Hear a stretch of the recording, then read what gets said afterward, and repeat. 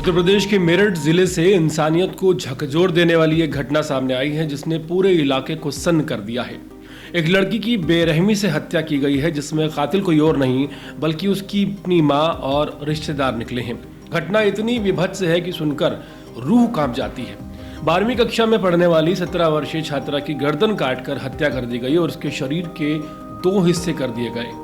सिर को एक नहर में फेंका गया और उसके शरीर को दूसरी जगह ठिकाने लगाया गया है।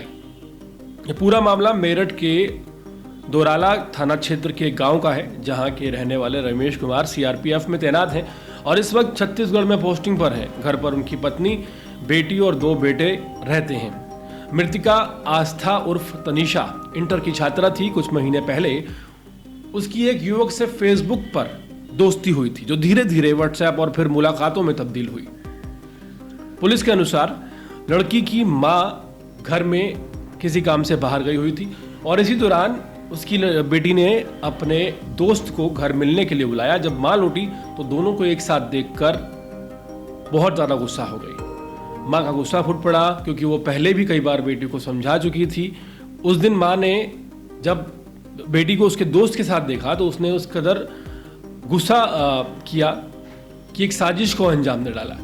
मिली जानकारी के मुताबिक गत दिनों लड़की के ममेरे भाई गुरदीप, मोनू और मनीष अपनी बुआ के घर पर आए हुए थे और इनके साथ मृतिका का मौसा का जो भाई था विपिन, दिल्ली से, वो भी मेरठ आया हुआ था। उसी रात इन चारों ने लड़की की मां के साथ मिलकर लड़की की हत्या को अंजाम दिया। धारदार हथियार से उसका सिर धड़ से अलग कर दिया गया। हत्या के बाद पहचान छिपाने के इरादे से सिर और शरीर को अलग अलग जगह फेंका गया है। धड़ को बहादुरपुर के राजबाहे और सिर को जानी क्षेत्र के गंग नहर में फेंका गया। गुरुवार की सुबह जब बहादुरपुर गांव के पास रजबाहे में एक सिरकटी लाश मिली तो इलाके में हड़कंप मच गया। मौके पर पुलिस को शव की हालत देखकर पहचान करना बेहद मुश्किल हो रहा था, लेकिन मृतिका आस्था की सलवार की जेब में एक कागज के टुकड़े ने इस पूरी गुत्थी को सुलझाने में मदद की। उस टुकड़े पर एक मोबाइल नंबर लिखा हुआ था जो एक लड़के का था। पुलिस ने जब उस लड़के से पूछताछ की तो उसने बताया कि मृतिका उसकी दोस्त थी और वो अक्सर उस लड़की से बात किया करता था। इसके बाद पुलिस ने लड़की के घर जाकर उसके परिवार वालों से पूछताछ की। शक के आधार पर मृतिका की मां, उसके नाबालिग भाइयों और ममेरे भाई को हिरासत में लिया गया। पूछताछ के दौरान जब पुलिस ने सख्ती की तो सभी ने अपना अपना जुर्म कबूल कर लिया।